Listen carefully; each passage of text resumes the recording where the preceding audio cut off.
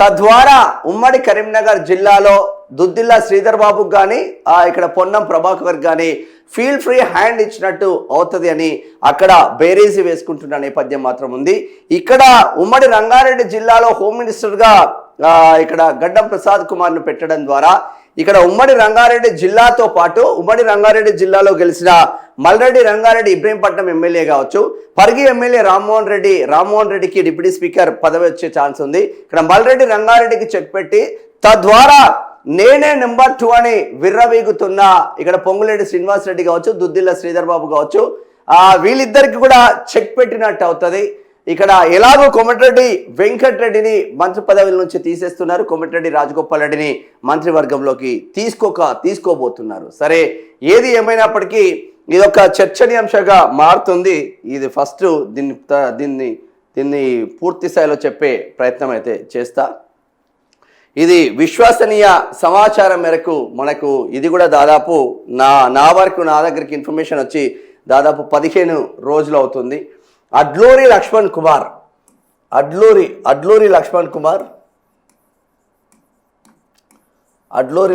Present మినిస్టర్గా ఉన్నారు. Adluri Laxman present మినిస్టర్గా ఉన్నాడు. మినిస్టర్ను ఇక్కడ నుంచి తీసేసి స్పీకర్గా చేసే ఆస్కారం మాత్రం ఇక్కడ సుస్పష్టంగా కనిపిస్తుంది. ఒకవేళ ఇక్కడ బట్టి విక్రమార్కను టచ్ చేయకపోయి ఉంటే, ఎందుకంటే బట్టి విక్రమార్కను తీసేస్తే ఇటు ఎస్సీ సామాజిక వర్గం నుంచి కావచ్చు, అసలైన కాంగ్రెస్ వాదుల నుంచి ఇక్కడ ఇబ్బందులు ఎదుర్కొనే ఆస్కారం ఉంటుంది కావచ్చు. బట్టి విక్రమార్కను డిప్యూటీ సీఎంగా ఇట్లనే పెట్టేసి, అదే ఆర్థిక శాఖ ఇట్లనే పెట్టేసి బట్టి విక్రమార్కను టచ్ చేయకుండా ఉంటే ఇక్కడ గడ్డం ప్రసాద్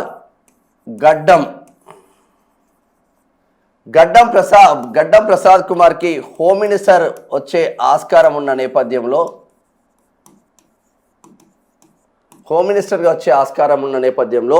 గడ్డం ప్రసాద్ కుమార్ దగ్గర ఉన్న స్పీకర్ పదవి ఇక్కడ అడ్లూరి లక్ష్మణ్కి మాత్రం వెళ్ళే ఆస్కారం సుస్పష్టంగా కనిపిస్తుంది. మిత్రులారా, ఇది విశ్వసనీయ సమాచారం. ఒక మినిస్టర్ను తీసేసి చేస్తారా అంటే రాజకీయాలలో ఏదైనా జరుగుతుంది. జీరో ఉన్నాడు హీరో అవుతాడు, హీరో ఉన్నాడు జీరో అవుతాడు. నేనే విర్రవీగుతున్నా, నేనే గొప్ప అని ఇప్పటి వరకు నెంబర్ టూ అని ఎవరైతే అనుకుంటున్నారో, నెంబర్ 2 అని ఇప్పటికీ రాష్ట్రంలో ఎవరు అనుకుంటున్నారు? నార్మల్గా నేనే నెంబర్ 2 అనుకుంటున్నారు. ఇక్కడ పొంగులేటి సీఎం తర్వాత నెంబర్ 2 అనుకుంటున్నారు. ఈ పొంగులేటికి చెక్ పెట్టడం కోసమే ఇక్కడ గడ్డం ప్రసాద్ కుమార్కు హోమ్ మినిస్టర్ పదవి రాబోతుంది. ఇక్కడ ఇంకొకటి ఉత్తమ్ కుమార్ రెడ్డి కూడా నేనే నెంబర్ 2 అనుకుంటాడు. ఉత్తమ్ కుమార్ రెడ్డి కూడా కాంగ్రెస్లో నేనే నెంబర్ 2 అనుకోండి. ఉత్తమ్ కుమార్ రెడ్డికి చెక్ పెట్టడం కోసం కూడా హోమ్ మినిస్టర్గా ఇక్కడ గడ్డం ప్రసాద్ కుమార్ను తీసుకునే అవకాశాలు సుస్పష్టంగా కనిపిస్తూ ఉన్నాయి. ఇంకా దీంతో పాటు అడ్లూరి లక్ష్మణ్తో పాటు ఇక్కడ కోమటిరెడ్డి వెంకటరెడ్డి, కోమటిరెడ్డి రాజగోపాల్ రెడ్డి, కోమటిరెడ్డి బ్రదర్స్ను చూద్దాం. ఇక్కడ కోమటిరెడ్డి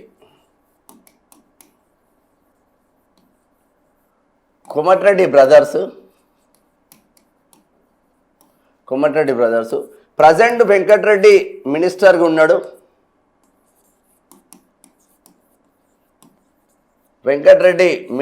ఉన్నాడు. రోడ్లు భవనాల శాఖ మంత్రి ఆయనే ఉన్నాడు ప్రజెంట్. ఇక్కడ సినిమా ఆటోగ్రఫీ మంత్రి కూడా ఆయనే ఉన్నారు. సినిమా ఆటోగ్రఫీ మంత్రి నుంచి ఆల్రెడీ 6 నెలల నుంచి ఆ శాఖను కూడా పట్టించుకోవట్లేదు. మీకు అందరికీ తెలిసిందే ఏం జరుగుతుందో అందరికీ తెలిసిందే. సినిమా ఆటోగ్రఫీని అఫీషియల్గా మంత్రి కానప్పటికీ రోహిన్ రెడ్డి నిర్వహిస్తున్నాడు. ఖైరతాబాద్ మాజీ డీసీసీ ఉండే రోహిన్ రెడ్డి నిర్వహిస్తూ ఉన్నాడు. కోమటిరెడ్డి వెంకటరెడ్డికి ఆల్రెడీ ఆదేశాలు వెళ్ళినాయి, మంత్రి పదవి నుంచి తీసేస్తున్నామని ఆదేశాలు కూడా వెళ్ళినాయి. ఆ కోమటిరెడ్డి వెంకటరెడ్డి కూడా వాళ్ళ అనుచరులతో మాట్లాడినట్టు సమాచారం అయితే అందుతుంది. ఇక్కడ కోమటిరెడ్డి వెంకటరెడ్డిని తీసేసి అదే రెడ్డి సామాజిక వర్గం నుంచి మళ్ళీ అదే కుటుంబం నుంచి కోమటిరెడ్డి రాజగోపాల్ రెడ్డికి ఇక్కడ అవకాశం మాత్రం ఇవ్వబోతున్నారు. కోమటిరెడ్డి రాజగోపాల్ రెడ్డికి అవకాశం ఇవ్వబోతున్నాడు. నాకు ఇచ్చిన వాగ్దానం మేరకు 100% మీరు ఫుల్ఫిల్ చేయాలి. కోమటిరెడ్డి రాజగోపాల్ రెడ్డి స్టార్టింగ్ నుంచి ఒక మాట చెప్తా ఉన్నారు. భువనగిరిలో చామల కిరణ్ కుమార్ రెడ్డిని గెలిపిస్తే నీకు మంత్రి పదవి ఇస్తామని ముఖ్యమంత్రి రేవంత్ రెడ్డితో పాటు కాంగ్రెస్ అధిష్టానం ఇక్కడ ఆయనకు ఇచ్చిన నేపథ్యం మాత్రం మాట ఇచ్చిందంట. బిఫోర్ బీజేపీలో ఉండే సడన్ గా కాంగ్రెస్ లోకి మళ్ళీ ఎంటర్ అయిన నేపథ్యంలో కాంగ్రెస్ లోకి వస్తే నువ్వు గెలిస్తే నీకు మంత్రి పదవి ఇస్తానని అప్పుడు కూడా ఆఫర్ ఇచ్చిందంట. ఈ రెండు ఆఫర్లు నాకు ఇచ్చిళ్ళు కాబట్టి నేను కాంగ్రెస్కి వచ్చినా, నేను గెలిచినా, నేను గెలవడంతో పాటు భువనగిరి ఎంపీగా కూడా చామల కిరణ్ కుమార్ రెడ్డిని గెలిపించిన కాబట్టి 100కు 1000% నాకు మినిస్టర్ పోస్ట్ రావాల్సిందే. ఇంట్లో ఇద్దరుంటే తప్పేముంది అంటే, ఇంట్లో ఇద్దరుంటే ఇప్పటికే అగ్రవర్ణాల చేతిలో కాంగ్రెస్ అంటే రెడ్డి అంటే కాంగ్రెస్ అయిన నేపథ్యం ఉంది. ఇదే విధంగా ముందుకు వెళ్తే ఇక బొందల పడే ఛాన్స్ ఉంది. బీజేపీ అంటే బ్రాహ్మణుల పార్టీ, కాంగ్రెస్ అంటే ఇక్కడ రెడ్ల పార్టీ. ఈ కోణంలో చాలా పెద్ద ఎత్తున డ్యామేజ్ జరిగే అవకాశం ఉంటుంది. కాబట్టి బీఆర్ఎస్ అంటే వెలమల పార్టీ అన్న చర్చ జరుగుతున్న నేపథ్యంలో మళ్ళా కోమటిరెడ్డి వెంకటరెడ్డిని అట్లనే ఉంచి కోమటిరెడ్డి రాజగోపాల్ రెడ్డికి ఇవ్వడం ద్వారా మళ్ళా నల్గొండ జిల్లాలో ముగ్గురు రెడ్లకే ఇచ్చిన నేపథ్యం మాత్రం ఉంటుంది అన్న చర్చ కూడా జరుగుతూ ఉంది. వాయిస్ వస్తుందిగా,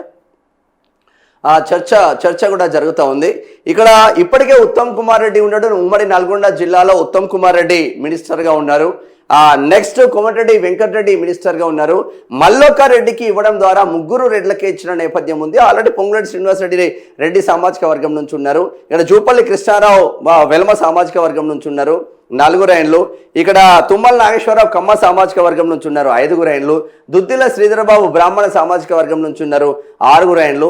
ఆల్రెడీ ముఖ్యమంత్రి రేవంత్ రెడ్డి ఉన్నాడు, 7 ఆయన్లు. సో అగ్రవర్ణాల చేతుల్లోనే కబంధ హస్తాల్లో తెలంగాణ బందీ అయిందన్న ఇంకొక చర్చ జరిగే నేపథ్యంలో కోమటిరెడ్డి వెంకటరెడ్డిని తీసేసి కోమటిరెడ్డి రాజగోపాల్ రెడ్డికి వాస్తవంగా గ్రౌండ్లో బాగానే పేరుంది. రాజగోపాల్ రెడ్డికి మునుగోడు ఎమ్మెల్యే కోమటిరెడ్డి రాజగోపాల్ రెడ్డికి ఇక్కడ ఎడ్యుకేషన్ మినిస్టర్ ఇచ్చే ఛాన్స్ మాత్రం సుస్పష్టంగా కనిపిస్తున్నట్టు మన దగ్గర అందుతున్న సమాచారం.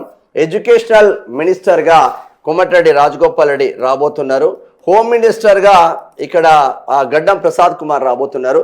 మరి ఎడ్యుకేషన్ మినిస్టర్ ఇస్తారా, లేదంటే వేరే శాఖ, విద్యాశాఖ కాకుండా వేరే శాఖ ఏదైనా ఇస్తారా?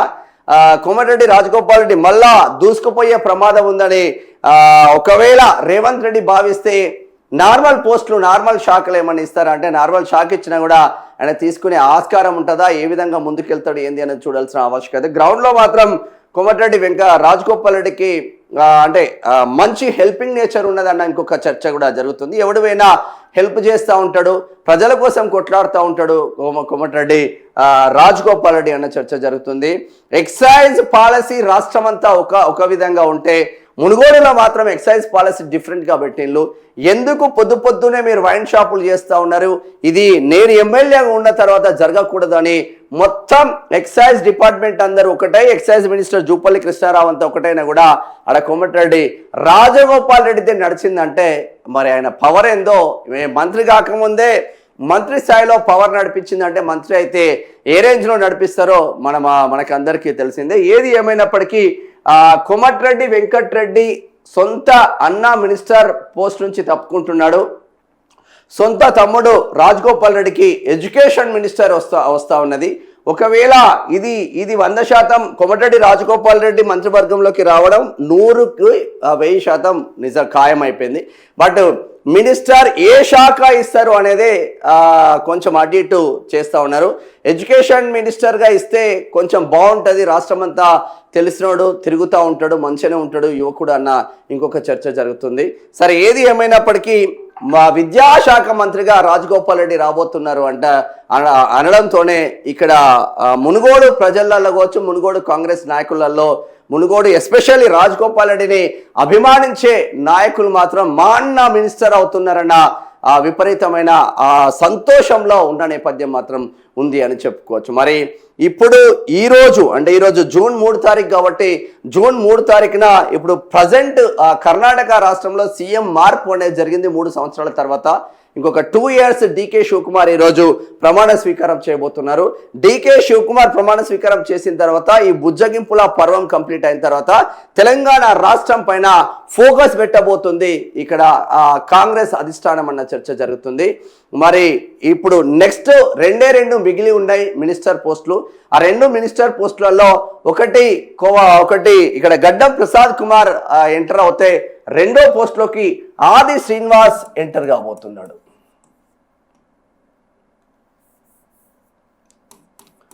ఆది శ్రీనివాస్ ఎంటర్ కాబోతున్నాడు. ఇక్కడ ఆది శ్రీనివాస్ కట్టర్ కాంగ్రెస్ వాది, వేములవాడ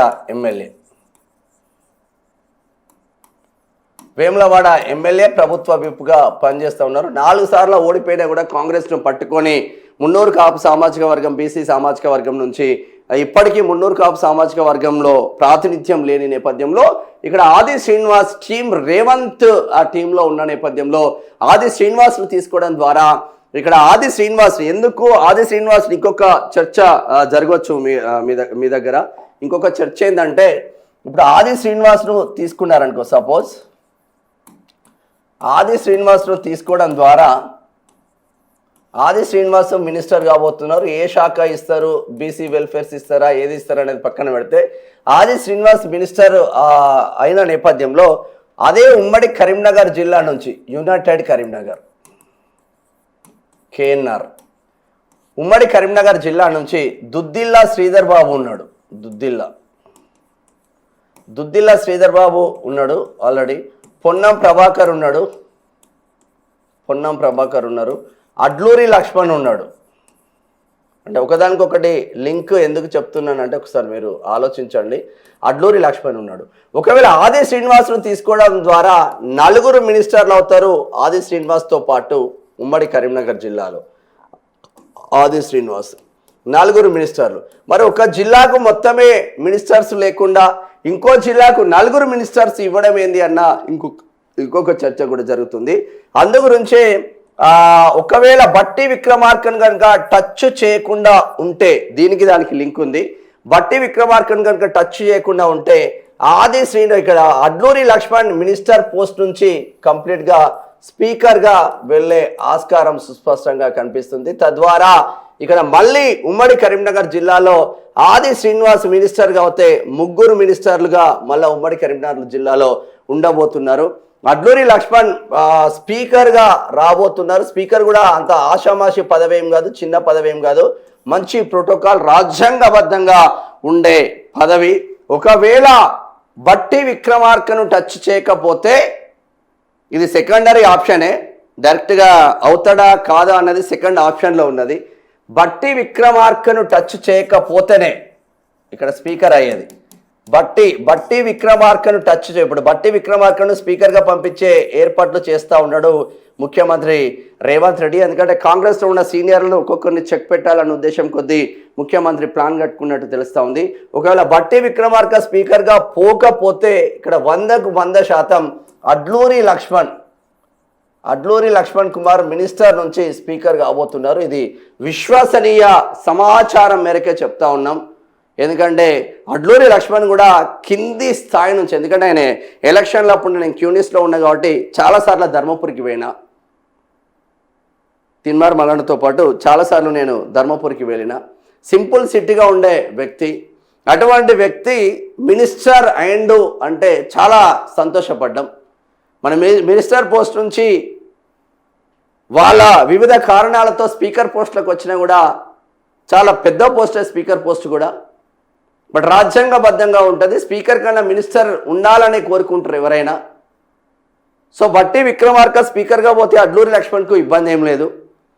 బట్టి విక్రమార్కను టచ్ చేయకపోతే 100కు 1000% అడ్లూరి లక్ష్మణ్ను స్పీకర్గా తీసుకోబోతున్నారు. అడ్లూరి లక్ష్మణ్ కూడా ఇన్ఫర్మేషన్ ఇచ్చినట్టు ఢిల్లీ వర్గాల నుంచి అందుతున్న సమాచారం.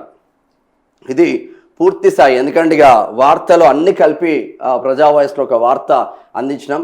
ఇక్కడ ఉమ్మడి కరీంనగర్ జిల్లాలో అడ్లూరి లక్ష్మణ్ స్పీకర్గా వెళ్తే దుద్దిల్ల శ్రీధర్ బాబు, పొన్నం ప్రభాకర్, ఆది శ్రీనివాస్ మినిస్టర్ పోస్టులోకి రాబోతున్నారు మంత్రివర్గంలోకి. 2 మినిస్టర్ పోస్టులు మిగిలి ఉన్నాయి. ఒకటి గడ్డం ప్రసాద్ కుమార్ వస్తే రెండోది ఇక్కడ ఆది శ్రీనివాస్ రాబోతున్నారు. ఈ రెండుకు రెండు క్లోజ్ అవ్వబోతుంది. ఒకవేళ అడ్లూరి లక్ష్మణ్ను స్పీకర్ పోస్టులకు తీసుకుంటే మళ్ళీ మినిస్టర్ పోస్టు ఖాళీ అవుతుంది. కాబట్టి ఆ మినిస్టర్ పోస్ట్ పైన ఎవరు కన్నేసీన్లు ఎవరికి ఇస్తారు? మరి 40-50 లక్షల జనాభా ఉన్న మా లంబాడ బిడ్డలకు మినిస్టర్ పోస్టు రాబోతుందా? మా బాలు నాయక్ అటువంటి దేవరకొండ ఎమ్మెల్యే, ప్రజలల్లో ఉండే MLA Balu Naik minister post ఇస్తే బాగానే ఉంటుంది అని కాంగ్రెస్ వర్గాలు అభిప్రాయపడుతున్నట్టు తెలుస్తూ ఉంది. కోమటిరెడ్డి వెంకటరెడ్డిది తీసేసి కోమటిరెడ్డి రాజగోపాల్ రెడ్డికి ఇస్తారు. ఒకవేళ అడ్లూరి లక్ష్మణ్ ఒకవేళ టచ్ చేయకపోతే మాత్రం అది అలానే ఉంటుంది. స్పీకర్ పోస్ట్కు కొత్త వాళ్ళని ఎవరినైనా తీసుకుంటారా అంటే ఇప్పటి వరకు అయితే ఎవరు పేర్లు రాలేదు. ఒకటి బట్టి విక్రమార్క పేరు ప్రతిపాదనలోకి వస్తే అధిష్టానం దగ్గర, రెండో పేరు మాత్రం అడ్లూరి లక్ష్మణ్దే ప్రతిపాదనలోకి వచ్చింది. మరి రెస్ట్ ఆఫ్ థింగ్ ఒకరికి లంబాడ బిడ్డలకు ఇవ్వాల్సిన ఆవశ్యకత ఉంటుంది. 50 లక్షల పైచిలకు జనాభా ఉన్న లంబాడ బిడ్డలకు ఎందుకు ఇవ్వరు అన్న ఇంకొక చర్చ కూడా జరుగుతూ ఉంది. ఇది పూర్తి స్థాయిలో ఏదైతే ఎక్స్ప్లెయిన్ చేస్తున్నో దానికి సంబంధించిన వార్త. తెలంగాణ క్యాబినెట్లో భారీ మార్పులు ఉండబోతున్నాయి. స్పీకర్గా అడ్లూరి లక్ష్మణ్, అడ్లూరి మారితే శాఖల బాధ్యతలు ఎవరికి? రాజగోపాల్ రెడ్డికి క్యాబినెట్ బెర్త్, వెంకటరెడ్డిపై వేటు, గడ్డం ప్రసాద్కు హోంశాఖ లేక డిప్యూటీ సీఎం పదవి. మొత్తం A to Z గా రాసుకొచ్చినాం. ఇక్కడ పరిగి ఎమ్మెల్యే రామ్మోహన్ రెడ్డికి డిప్యూటీ స్పీకర్ పదవి వచ్చే ఛాన్స్ మాత్రం ఉంది.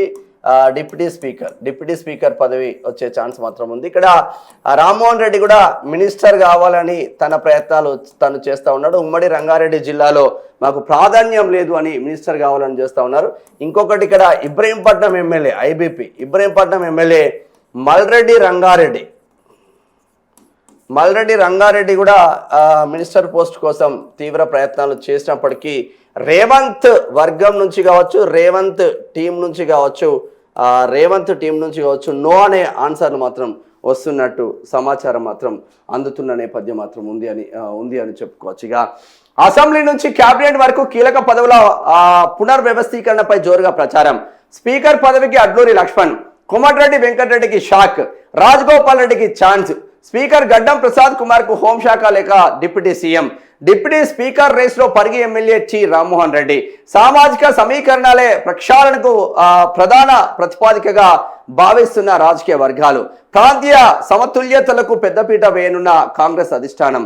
త్వరలో అధికారికంగా ప్రకటన వచ్చే అవకాశం అంటూ రాజకీయ వర్గాల్లో జోరుగా చర్చ జరుగుతుంది. ఇది ఆషామాషిగా ఏం రాయలేదు. పూర్తి స్థాయి ఎవిడెన్స్ తీసుకున్న తర్వాతనే మనకు పూర్తి స్థాయి సమాచారం అందిన తర్వాత ఈ వార్త అందించే ప్రయత్నం అయితే చేస్తూ ఉన్నాం. ఇక తెలంగాణ రాజకీయాల్లో మంత్రివర్గ ప్రక్షాళనపై మరోసారి ఆసక్తికర చర్చ మొదలైంది.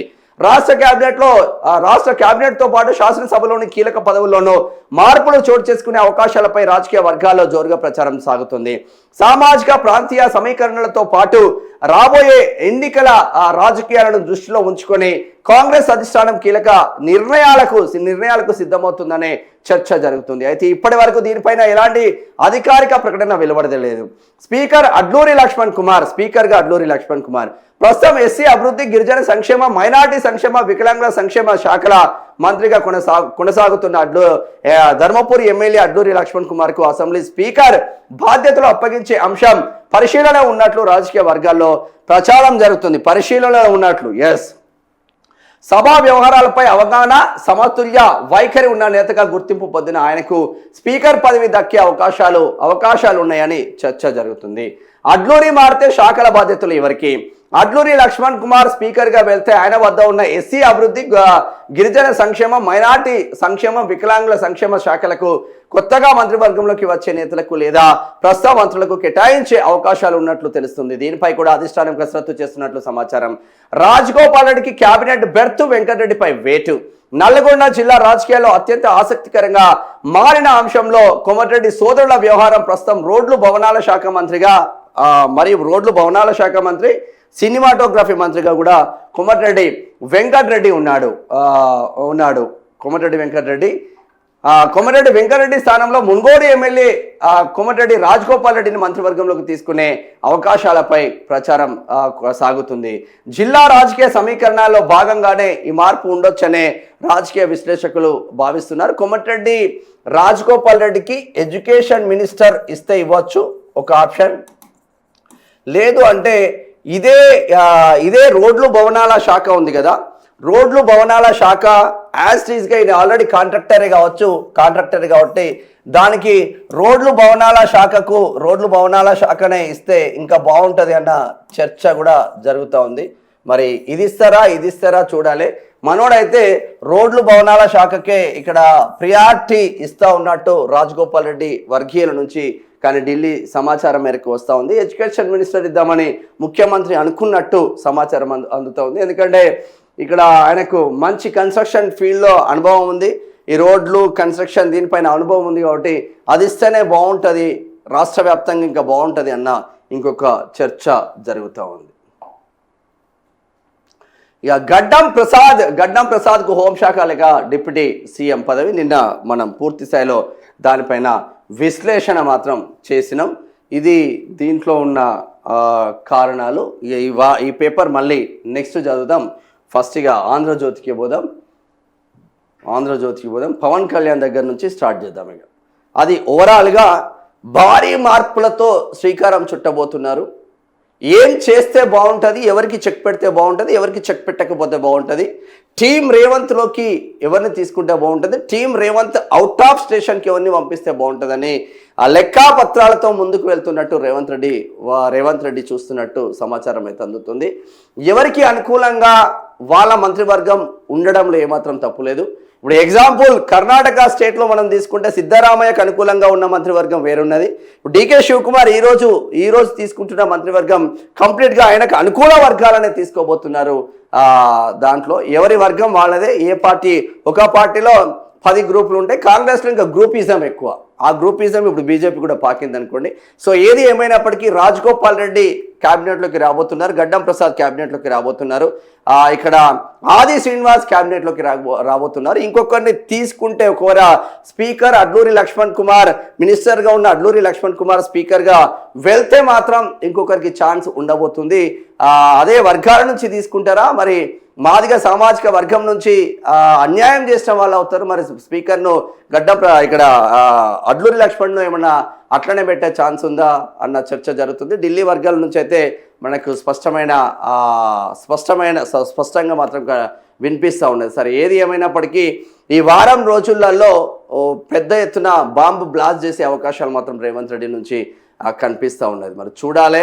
ఇక్కడ లంబాడి సామాజిక వర్గం నుంచి, ఎస్టీ సామాజిక వర్గం నుంచి సీతక్క ఉన్నప్పటికీ ఆదివాసీ బిడ్డగా ఉన్నది. ఎస్టీ లంబాడి బిడ్డలకు అవకాశాలు రావాలి కాంగ్రెస్లో అని చూస్తూ ఉన్నారు. అట్లయితే ఇక్కడ దేవరకొండ ఎమ్మెల్యేకు ఛాన్స్ వస్తుందా, మహబూబాబాద్ ఎమ్మెల్యే మురళీ నాయక్కు ఛాన్స్ వస్తుందా, ఇక్కడ వైరా ఎమ్మెల్యేకు ఛాన్స్ వస్తుందా, డోర్నకల్ ఎమ్మెల్యేకు ఛాన్స్ వస్తుందా చూడాల్సిన ఆవశ్యకత మాత్రం ఉంది. అది ఓవరాల్గా క్యాబినెట్కి సంబంధించింది. ఒకసారి పవన్ కళ్యాణ్ దగ్గరికి పోదాం. ఇక